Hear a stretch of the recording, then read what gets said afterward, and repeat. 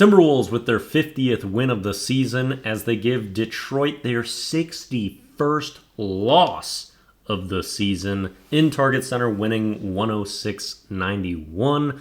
Not a ton to pull from this game as the Pistons are that bad, and they were additionally missing a lot of players too. Put out about 2 players in their starting lineup that could even crack the rotation for the Wolves. And despite that, it was still a pretty close game throughout most of it. I actually liked our offensive execution. However, we shot 20%, 25% from 3 for much of that game. Got some more fourth quarter punch to make things a little prettier and this to be a respectable margin of victory. But it was close for a while there, especially while Cade Cunningham was just ripping jumpers. And he is someone who really stepped up. Also one of the 2 players who would make the rotation.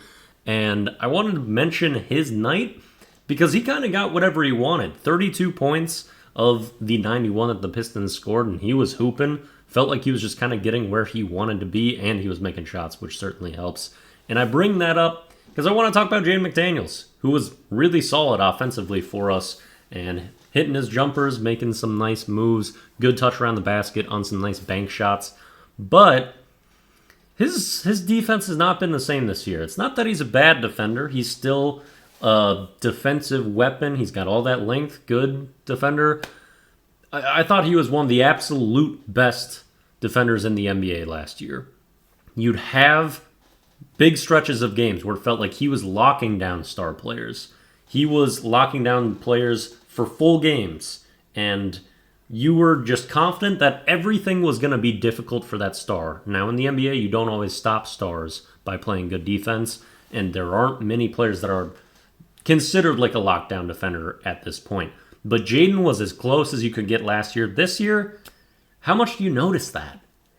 I really, it's fallen off, and I mean, it's a game that, like, it's hard to get up for. It's the Pistons. Like Anthony Edwards tonight, 9 points. It wasn't his usual game. I'm happy we got the off-ant game in this one, and he just really was missing a touch on jumpers, especially, like, airball the mid-range shot, missed back-to-back free throws badly. Still, it's just more of a general point across the board that I'm trying to make with Jaden, is that we haven't seen the consistency we saw last year on the defensive end.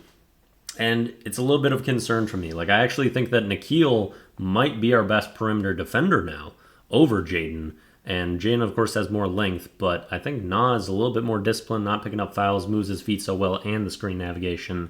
And I just feel like he gets beat a little bit less right now, too. So I just kind of want to bring that up because there's not many other points that we can pull from for like a big stretch of kind of the season in a game that's kind of a throwaway like this one. But for some other details of this game, I mean, the second half slow-mo step was spectacular as he was getting all types of layups to finally give us a little bit of a bigger margin and lead in that one to finally get us moving. A lot of big slow-mo buckets in the second half. Naz Reid was spectacular all night on finishing shots, and you just saw the layup package of glory out of him with both hands.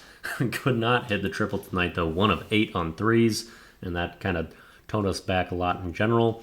J-Mac closes a lot of this game and continues to shoot the basketball extremely well.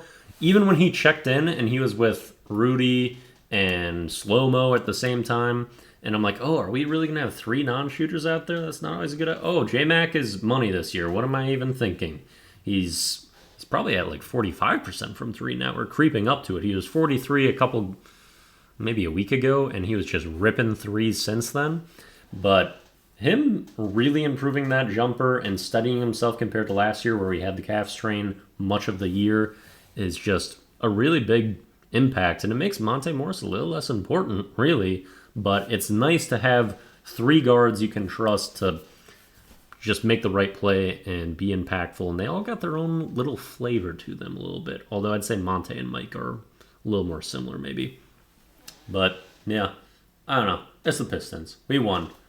The garbage. We should have. Yeah. See you in the next one.